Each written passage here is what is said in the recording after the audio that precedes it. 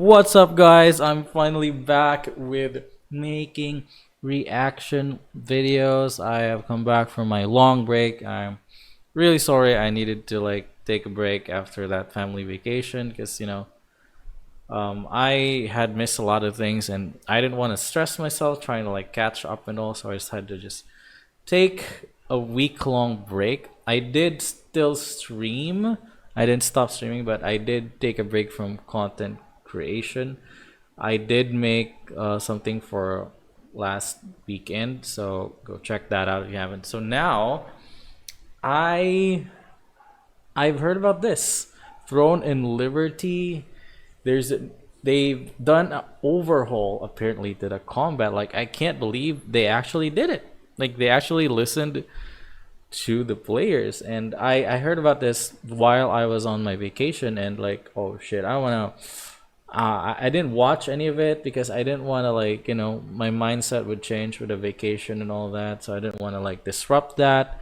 So yeah, I didn't actually even watch any videos about it when I got back home. So I wanted to cover it on a video. So here we are. Let's dive right in. So this is a video made by Canon. We're just gonna react to his summary of the whole thing. So Throne and Liberty just released an article on their website in Korean addressing a lot of the major issues that they had from the previous beta test. That's good. This article also included an unlisted video that was uploaded to their YouTube channel. This is what everyone's talking about now. There was a video highlighting the new and improved combat. So for those of you who don't know, initially the combat in Throne of Liberty was very stiff in terms of being able to move or being able to cast skills while moving. So in the past that was not possible. So apparently they changed that and now it's possible. So I'm excited to see a video about it. Channel showcasing the new and improved combat. Here we are. Whoa. Whoa. Holy crap. It feels a lot like Arcade now. Holy shit. Okay, that's good. That is amazing. So the producer of I'm even more excited to play the game now. Honestly, the combat thing didn't really turn me off enough to want to stop playing. I still wanted to play the game, to be fair. But now that they actually made a change, I'm even more excited to play the game. of Throne and Liberty, An Jong-ok published an article today essentially going over all the major issues with the game. He starts this article off by saying, "Are you doing well? The beta test where I first showed TL to you all was in May. So it's been about 4 months since..." Damn, in 4 months they actually made that big of a change. Imagine that, guys. "I'm posting my greetings. I should have posted my greetings as soon as possible, but I couldn't because I was busy with development projects. To be honest, I spent a long time worrying and being scared about what to include in my first greeting to you all. We will try..." I guess anyone would people don't really understand the pressure these people actually go through doing this stuff, being ahead of development, and even the developers themselves. We like to shit on developers and game companies, but realistically, not all of them are bad people. Some of them are just regular people like us, and I'm pretty sure they have feelings too, for sure. So yeah, they go through a lot of pressure. I'm sure there's bad people actually out there that just care about the money and that stuff, yes, but there's also people that actually care about what they do, but they can't really do anything about it because this is what they're getting paid for, right? So it's a little bit of a gray area there, but yeah, we just have to learn to be try to put yourself in their shoes, is what I'm trying to say. But yeah, I'm not saying we should stop shitting on game companies and developers, because I think we should keep shitting on them so that they're more inclined to make changes. But I'm just saying try to put some boundaries, or don't try to go overboard too much because at the end of the day, they're humans too. Like, they go through shit as well, Try to deliver the news faster in the future. In the first letter, I would like to explain the development direction that has changed since the beta There we test go. and the concerns I had during the process. I hope this will be a welcome letter to those who have been waiting for news for a long time. Oh, yes. After the beta test, there was a lot of time to worry about our assignment after the beta test because the results of the test were not at all optimistic. There were some grateful comments, but it was Asmongold. our reprimands Wait. that moved our Wait, who's streaming this? Is this Canon's gameplay? hearts. There were warnings about things I was confident about. Because and Asmon did not play the beta, I think. He didn't play the there were beta. also things that made me realize what I was worried about.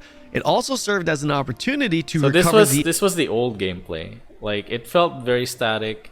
Like, to be honest, in the trailers before the beta, there were already some hints that the game would be more akin to like lineage, the old lineage where you can't really move while casting skills. So there were already hints back then, but like people did not really, people didn't really, a lot of people didn't really kind of see it that way yet until they actually tried it. So here we are. objective perspective that had been buried while focusing on the development for a long time. I would like to thank everyone who commented on this article. He then goes on to say, before telling you what kind of changes are taking place, I would like to share our awareness of the problems we have.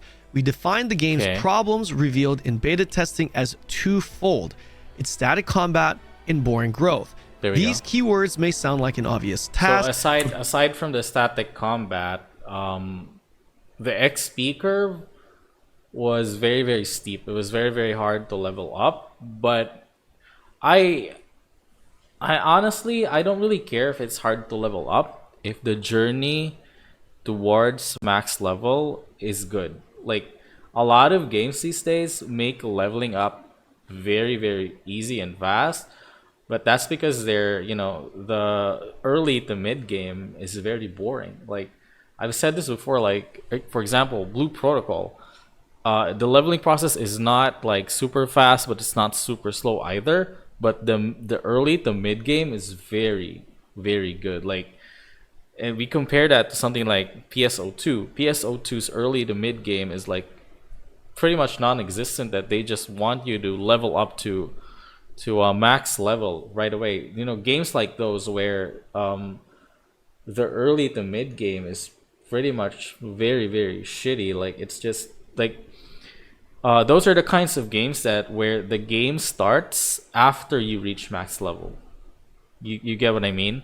Like, I am pretty sick of those games already. I want to turn myself into games that start at level 1.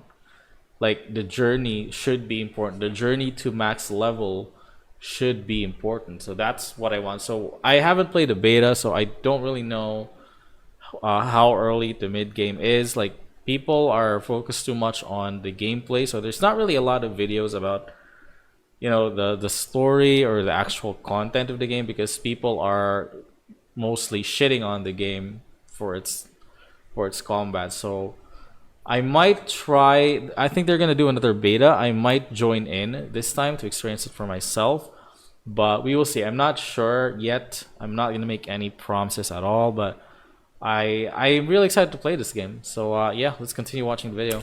behind them are the various planning intentions we wanted to implement. In explaining the improvements today, I would like to tell you how our thoughts were expressed and how we will correct. So, by the way, mounts do not exist in this game. If you wanna run faster, use shapeshift. If you wanna fly, use shapeshift. I personally, I would prefer traditional mounts, but this isn't really like a big of a deal, that big of a deal breaker for me. It's kind of cool, but I kind of wish there were also traditional mounts. But it's I guess it's their way of being unique. Like, I don't know if any other game has. Well, in a way, NGS is kind of like this because there are no mounts. Also, like all the movement stuff are integrated as how do I say this? Like emotes. sort of motion. How do you call it? Like glide running in the game. Instead of having a mount, you just transition into an emote, right? Like they're called lobby actions in the Japanese version, but it's kind of similar to this in a way, actually. So I don't know if there are transformations that have different movement speeds and all that, but I guess at the moment we're all druids. It's not really that. Again, it's not that big of a deal breaker, but I still would have preferred regular mounts or flying mounts. But anyway, it is what it is. Any deviations from our intentions. The combat system is addressed next in the article. When planning the shape of a large-scale war, we considered formations to be important. So we implemented collisions between characters and set most attack actions. Okay, so this is what I'm talking about. Like, they decided on that type of combat, the static combat, specifically for reasons like this. Like large-scale combat. Because if you look at like other games, sure, you can move while attacking, but it sometimes results in janky stuff and optimization problems and all that.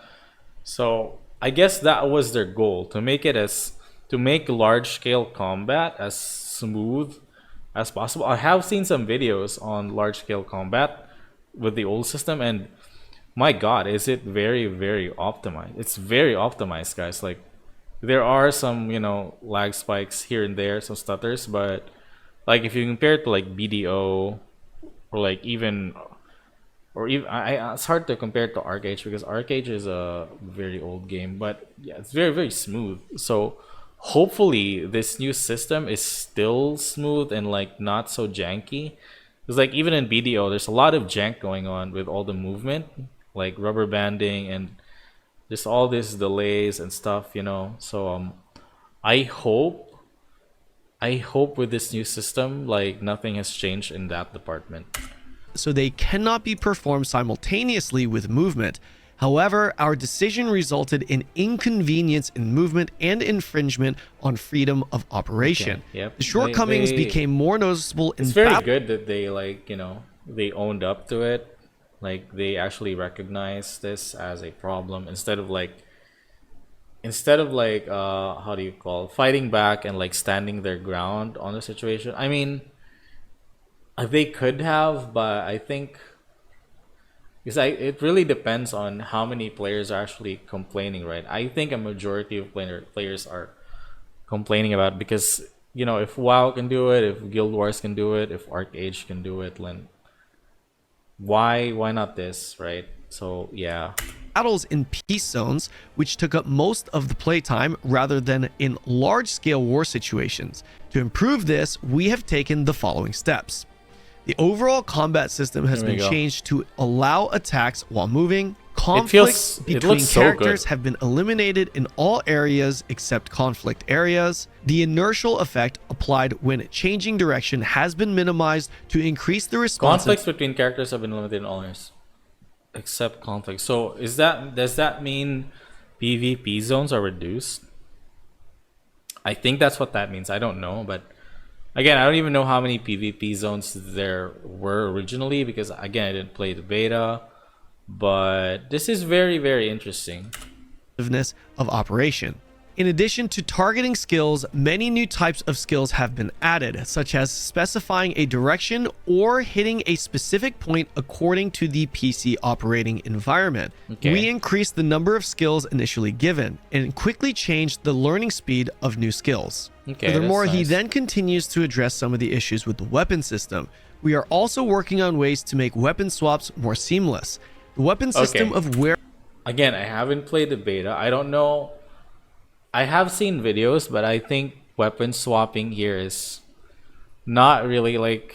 It's not very stylish. It's more like a utility thing. It's more like NGS weapon swapping, multi-weapon. Because NGS multi-weapon is kind of bad, to be honest. I expected it to be better. Like, I expected it to be like hero, like, weapon swapping, because that was so smooth. Hero weapon swapping in base game, that was so fucking smooth and so fucking cool.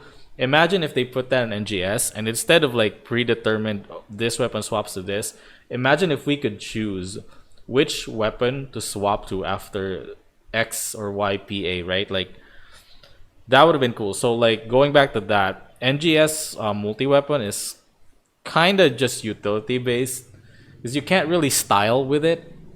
Like it doesn't some stuff doesn't really make sense if you try to combo them.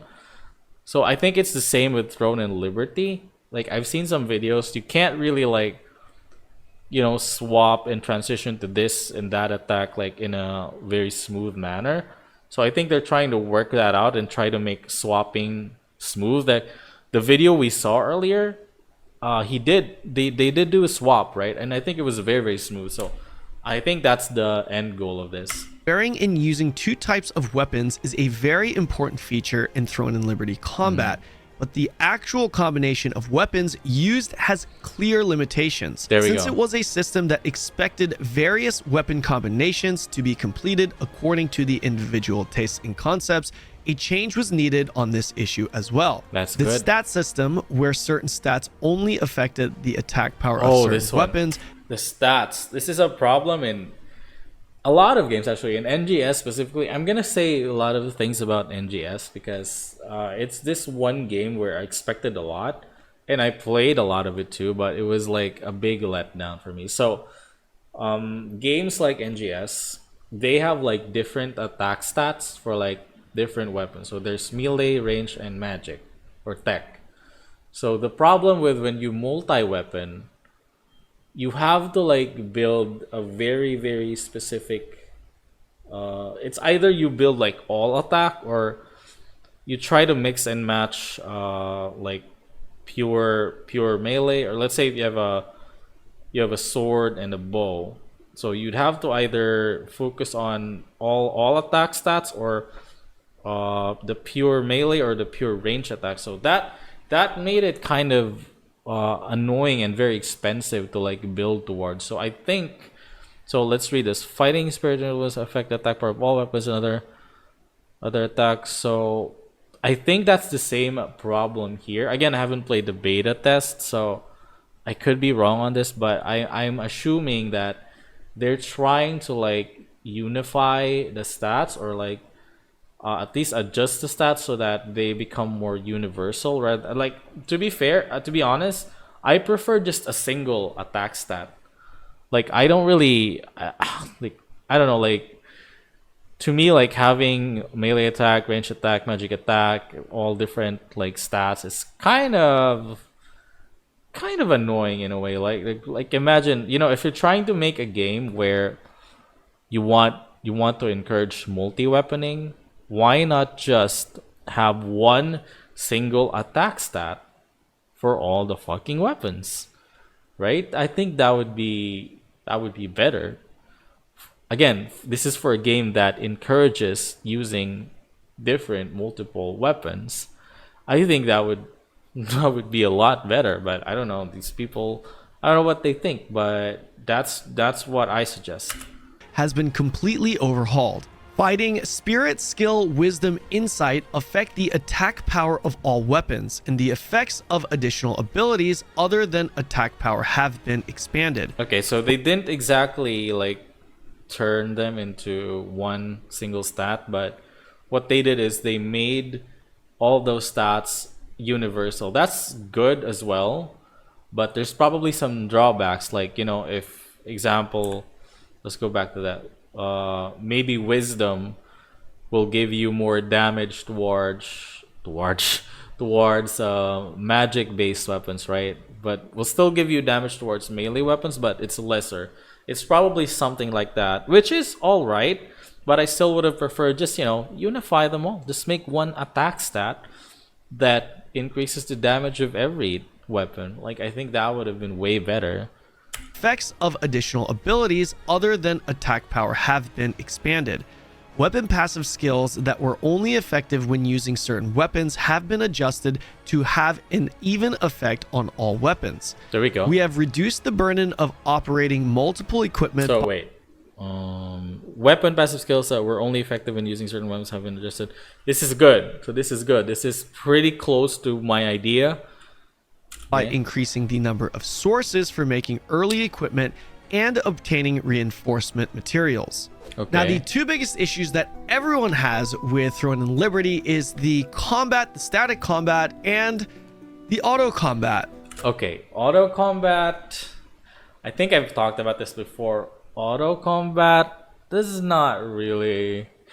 Doesn't really rub me the wrong way. I think like as I gotten older, I like even when I was younger, I didn't really hate auto combat. As it was just like it wasn't hate. I felt it was just like why would I auto combat? I want to play the game, right? So that was the idea. But as I'm growing older now, like I'm not gonna say my age. I think I mentioned my age here before, but I'm old, guys. I'm old. Okay. So as I've grown older, I have realized the value of automatic combat.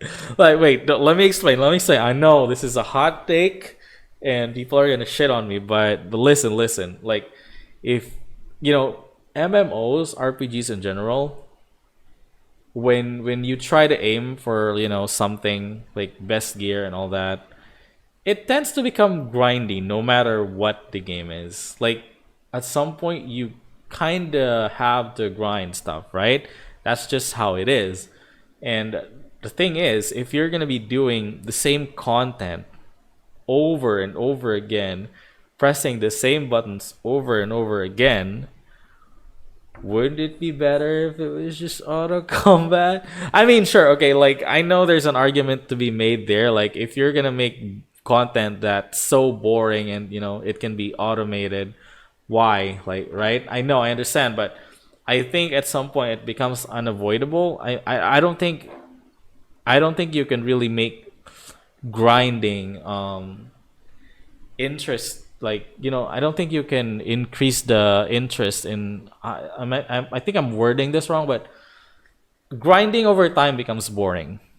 That's just the way it is. No matter, even if the grind starts out like very hype, oh, this is so cool, I'm doing this and that, but eventually if you keep doing the same thing over and over again, it just becomes boring. And sometimes you just wanna, oh, I just wanna auto attack this. I'm just gonna be doing something, and I can be doing something else on my phone, or I could be working. Like again, as a working adult, like being able to save time, being able to free up my hands, actually has a very big value. So yeah, and another thing, botting. Everyone is gonna bot, guys. At the end of the day, everyone is gonna bot. So like if you give everyone the ability to bot, and then while also trying to monetize it, instead of like these people that want the bot paying like these black market developers to make a bots for them, why not just take that money, like in the company's perspective. I think i think giving autoplay to players is good in that regard, because at the end of the day, like people are gonna bot, like trust believe me when I say this, like this game, people are gonna bot this game. Like people bought every game I've played, there have been bots. BDO, PSO2, like all the, even like the games I haven't played that are really popular, WoW, Guild Wars, Final Fantasy 14. Believe me or not, they have bots, guys. They have a lot of bots, because the reality is, um, when there's an opportunity to like sell something for real money, like the people that want to do it, they are going to do it. Okay, like now you're probably gonna say, "Oh, botting. If you're gonna give everyone the ability to bot, is gonna ruin the economy." Well. Okay. So here's the thing about Throne of Liberty. Other games have done this. Okay, I have not confirmed this. Okay, so like, don't quote me on this. I could be wrong, but I have heard allegedly that you can only buy items in the auction house in Throne of Liberty with premium currency. So you can't buy it with gold and stuff. And I don't know if we're able to earn this premium currency by doing quests or killing mobs. Probably not. Probably yes, through dailies and weeklies. But I think the main way for free to play to earn this premium currency is by selling stuff on the market. So in a way, if everyone is botting anyway, so those very common items are going to depreciate very very fast, and those like very rare items will also depreciate fast. But the thing is, it's not going to ruin like say the gold economy, because there will not be a gold economy, only a premium currency economy, which does not get devalued because the company decides on the price, right? Like it does not, you can't farm it. It's like it's not a fixed amount. Like we can like produce an infinite amount of it as long as the company sells it. But the only thing that gets devalued are the actual items in the game, which in a way is actually kind of good if you're buying the currency from the company anyway, right? So like example, if I don't know, let's just say throne bucks. Let's just call them throne bucks. Just an example. So let's say a sword cost 800 throne bucks on day one, and then after 1 month it becomes 100 throne bucks, right? Now let's say 800 throne bucks cost you like $100. Wait, is that correct math?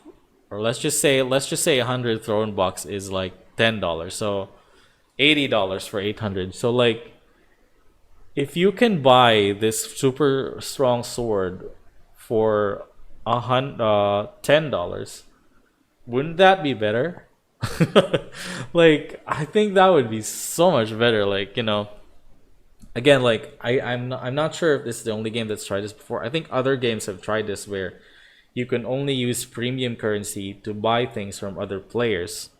So I think, okay, like if we're only talking about traditional games, I think there are some, but it in a way it kind of is like blockchain games, but blockchain wasn't the first to do this. That's the point. Like it's been done before, being able to buy like items from other players with premium currency only. It's been done before, I know. I just forgot which games have done it before, but I think in a way it's good. It's pay to win. Yes, it's pay to win. I'm not gonna deny that, but I think overall, like long term, considering people are gonna be botting anyway, people are gonna be cheating for sure. I think overall it's a good thing economy wise. If we're gonna be talking about the overall economy of things, but I guess I don't know. I think they're moving it. I think they're gonna remove the autoplay. I don't know. So let's get back to the video and find out. Otherwise known as astral hunting. This was addressed next in the article. They go on to say, to discuss growth or leveling, it would be best to start with the story of automatic hunting or grinding. Okay. The MMORPG genre has inevitably been accompanied by long-term play. As the history of the genre accumulated over a long period of time, we decided that the existence of an automatic hunting system was increasingly recognized as a natural thing in MMORPG. Yeah, this is what I'm saying. It's at some point in time you just want to automate things, and again, there's botters, right? And it's not like you can autoplay the hardest content. It's autoplay is kind of just like auto fishing and like BDO, right? Like it doesn't make you like super rich. It doesn't like put you ahead of everyone else if you're like auto fishing 24/7. It doesn't. So it's kind of meant to be just like I want to get this done without touching my PC or like doing anything else, because I want to be doing something else, right? And we also followed that trend and introduced automatic hunting. However, I think this decision was taken too easily. Through beta testing, we heard voices of disappointment about automatic hunting from many users. Okay. We reflected on the fact that Except me, I never complained about it. In fact, I like it. what gamers who play with a keyboard, mouse, and pad expected was not an automatic game in... See, this is like counterintuitive, because if you have the time to play, why would you autoplay? Like again, because I don't get it, because autoplay in this game in particular is not as efficient as playing it manually. It's not like because it's bare bones. It's just auto skill is auto. It's not like mobile games where the AI in mobile games is actually kind of smart. Like some mobile games, the AI in their autoplay is actually kind of smart. Like the code, the built-in conditions in the code is kind of better. Wait, why is this in 2K? Let me change this again. Like the built-in conditions in the code is better, but from what I've observed in Throne of Liberty, the AI is pretty basic. It's just use the skill, use all of your skills in your hotbar. It doesn't really have a super smart brain where if enemy does this, you use this skill, right? It doesn't have that. In fact, they even like sell potions to like I think heal or something. Yeah, that was the pay to win part of the autoplay. But again, it didn't really bother me as much. Like I don't care if people do that. Like let them do that. In which characters move on their own, but a game in which they could immerse themselves by closely controlling content worth manipulating. Along with automatic hunting, automatic movement was also removed. We considered... Wait, what's automatic movement? Is that like autopathing? Is that it? Keeping automatic movement in terms of convenience due to its size, but we decided to boldly remove it because of the value of experience of moving around the world, meeting people. No, what the fuck? Bro, automatic autopathing. Why are people mad about autopathing? I love autopathing. Like walking from point A to point B, I don't consider that as like gameplay. I mean, it's gameplay, but I don't consider what's the right word. I don't consider it as engaging gameplay. Walking from point A to point B. That's why like I love autopathing or fast travel so much, because frankly, it's a waste of time. Like in BDO, for example, if you're going from say Velia to like Calphion, and like you wanna do something else while traveling there, I would autopath. I would just autopath and like let my horse auto sprint, right? Like if I want to be doing something else, like even if I'm like actually have the time playing, like sometimes I just want to autopath so like I can like, it's just relaxing to be able to autopath. Like I don't understand why. It's not like you're forced to use autopath. You can not use it if you want to. But why did they remove it? Like, man, it's gonna be like, there are some games where I just wish there was autopath, because like there are some things that are like kind of annoying to find. Like some quests are like so annoying to find. It's more of a design problem, but I don't think autopathing it's a big deal at all. And exploring new areas. The intent is pretty clear here. They're trying to remove everything and just increase player immersion. I wouldn't have had an issue personally with the auto movement. Same. It's not a problem. It doesn't break immersion. Again, you're not forced to use the auto pathing at all. Like even in video, you're not forced to use it. You can manually travel to places if you want to. So why are people mad about it? Why did it get removed? I don't get it. I think BDO's done a great job implementing this into their game. Exactly. Generally speaking, when you have large open worlds, auto movement really isn't the worst thing. However, there are a lot of people that are against automatic movement, automatic combat, anything that's related to automatic systems, and they just removed all of that. So they're going to start incentivizing exploration, and they really... I don't want to shit on these people, but I don't get it. Why? Just why? We want you to feel like you're in the world, which is definitely a step in the right direction. They extend on this in the article by saying, from the point of removing automation, the game had to transform into meaningful content play rather than simple repetitive hunting. Of course, it's not that our game didn't have those elements, but we needed to add new content types to improve quantitatively. And we also needed to supplement existing content to improve qualitatively. The proportion of hunting in the growth section has been significantly reduced.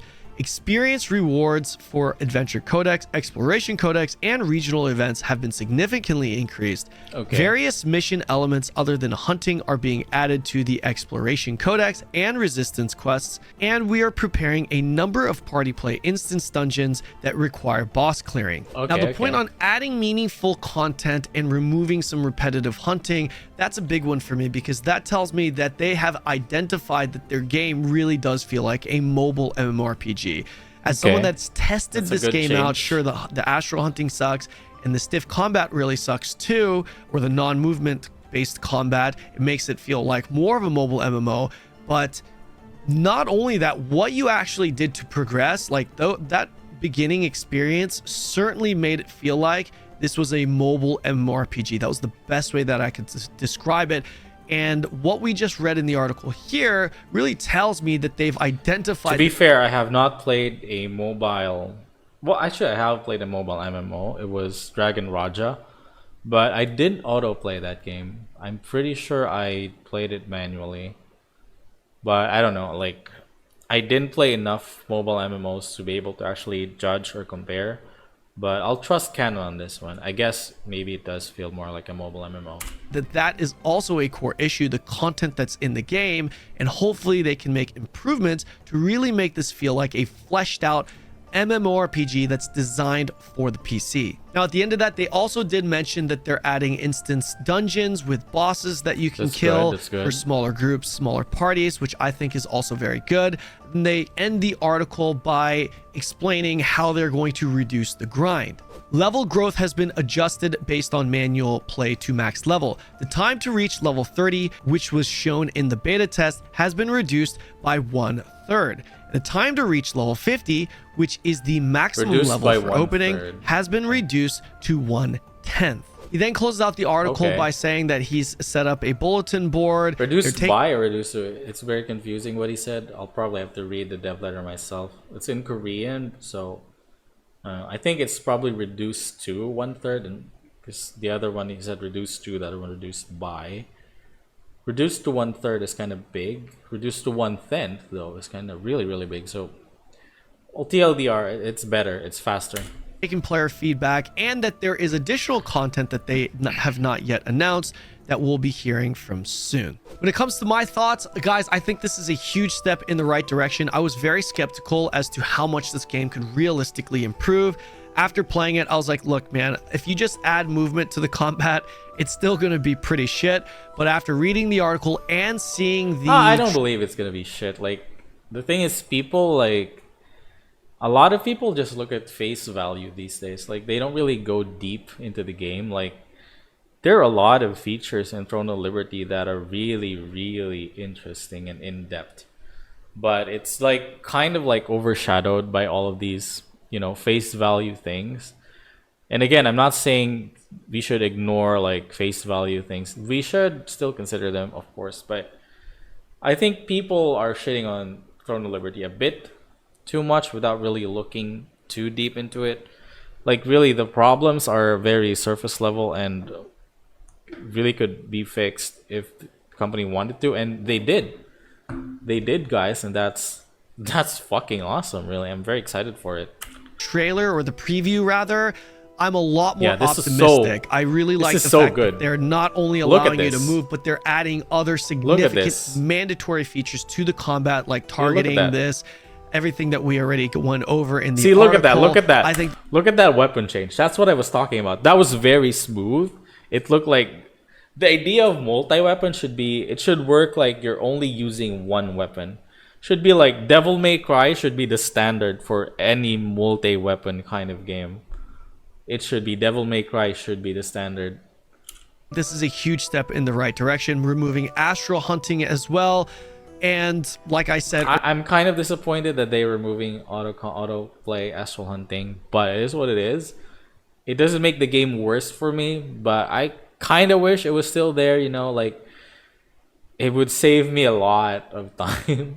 Like, you know, if I can farm while I'm sleeping, that would save me a lot of time, because especially me, I have a job and I'm playing multiple different games, trying to make content as well. So it would have saved me time. But again, I know it's a hot take, and I've explained why I think that.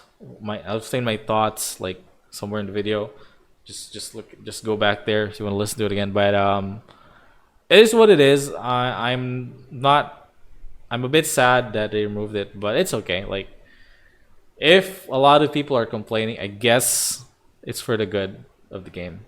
Earlier in the video, meaningful content, so it doesn't feel like a go from point A to point B mobile MMORPG like experience. We're still gonna have to see whether. To be fair, like a lot of MMORPGs, not just mobile, are pretty much go from point A to point B, right? Like at some point, like it goes down to that level once you've played it long enough, right? Like it might be like super nice at the start. You know, it might not feel like going from point A to point B at the start, but eventually as you like progress in the game, you get stronger. It will start to feel like that, like in every game, because eventually you're gonna run out of content and you're gonna be doing the same thing over and over again. That's just how it is. So like the challenge with most like MMOs or any game, and actually any live service game, is keeping up with the players' consumption, right? Because gamers these days, they consume content at an incredibly alarming speed. I like it's really really fast. We consume content like really really fast. You know, like we complete a new patch in 1 to 3 days. New update, new content, right? Like that happens. That does happen, and that's because like a lot of people now, like computers are very easily accessible, and you know a lot of people don't have actual jobs. And I mean content creators are usually the ones who finish them fast, right? And yeah, these people, this is their job, like to do that. But there's also a lot of other people that don't have jobs. They just play video games all day and they finish the game pretty fast. Like yeah, I'm not trying to shit on them. If you're one of them, I'm not trying to shit on you, but I'm just saying we're consuming content very differently from the way we did in the past. So like I think developers are struggling to keep up with that speed. Like I can understand that they're struggling because it's hard to develop a game, guys. It's not easy. Like to come up with content just like that, it's gonna take time. So we're I think to me running out of content is fine as long as that content that we did was satisfying. So like I'm gonna set Blue Protocol as an example, right? So there it did release with a lot of content, to be fair, but some people still finish everything in a week, a few days, because that's all they do. That's all they do the whole day. Like if you're a casual, you're not gonna finish everything at that speed. That's the thing. And even though we did run out of content eventually in Blue Protocol, to me, like the content that we did, the story, especially the mid game, the early game to mid game, it was so fucking amazing. Like I loved it. Like I did not regret any second of it. Like compared to NGS, right? Like early to mid game in NGS was meh. Like even PSO2, the base game, like okay, I'm gonna say a hot take, very hot take here. PSO2 base game was not really that good of a game, guys. Like let's be honest, it wasn't really that amazing of a game. Like it was, PSO2 in general is a rush to end game. The game starts when you reach the max level. That's when the game starts, because early to mid game, non-existent. The story is shit, pretty basic. Like I'm not saying a Blue Protocol story is like super mind-blowing stuff. No, it's not mind-blowing, but it's good enough to like want to keep me waiting for the next episode. And like I said, like every second I spent early to mid game and Blue Protocol was pretty fun. And I finished new content pretty fast as well, but I'm satisfied. Like I'm glad I did it. It's not like other games where oh, this is just annoying, I don't want to do this. But yeah, so that's what I'm saying. this game is good or not. I really like the direction they're going, but it could still be shit. I don't know. We'll just have to see. That's But true. Like that's true. We can't really judge yet until the game is finally out. But I think Throne of Liberty is gonna do all right. It just really depends on how they manage things going forward. I think that's really the most important thing. we'll definitely be testing this game. Because first impressions are not everything. Like I've learned that in life. First impressions are not everything. Someone or something, a game could get better over time. So it just really depends on how it gets handled. When it comes out in Korea, as well as any beta tests that they have. So if you want to stay up to date, be sure to like and subscribe. Oh, and by the way, if you're seeing the footage here and you're noticing that the character name is Asmongold, that's not really Asmongold, that's my character. I knew it. It was named him after Asmongold. He's a Lost Ark BJ. What's a BJ? Streamer. Is that a Korean term? BJ? What does that mean? I mean, I know what BJ means, right? But in Korea, is that like, does that mean? I mean, it's important to streamer. Maybe it means streamer. But what does it mean in Korea? So, sorry, Asmon. Anyways, guys, let me know what you guys think in the comments section below. Don't forget to like and subscribe. And I'll see you in the next video. All right. So that was a pretty good video. I'm pretty excited for the game. And again, I'm a little bit disappointed that they took out autoplay and auto pathing, man. They could have just left auto pathing. That would have been fine. But anyway, super good news. I'm super excited for the game. I know this is kind of a long video, but yeah, hope you guys liked my thoughts, my reaction on this. I will link the video in the description below. Please give Canon a like, subscribe, share the video if you liked it. And yeah, I'll see you guys in the next video. Bye bye. Otsukuro! Sorry.